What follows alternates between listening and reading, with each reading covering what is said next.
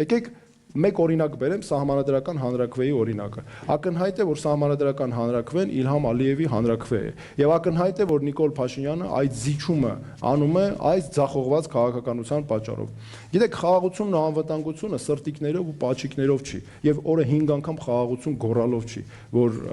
կարող են դրանով անվտանգություն ապահովել։ Ես ուզում եմ հատուկ մեկ բան ընդգծել։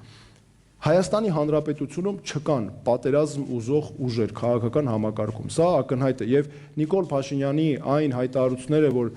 պատերազմամետ կուսակցություններ կան, պատերազմ բերող, դա բացարձակ դեմագոգիա է եւ դա ծառայում է մեր երկրի, մեր հակառակորդ երկրի շահերին։ Նաեւ ուզում եմ հատուկ մեջ բերել արտաքին հետախուզական ծառայության զեկույցը, որը Նիկոլ Փաշինյանի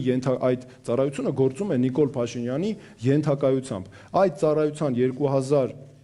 2026 թվականի զեկույցում ամրագրված է, որ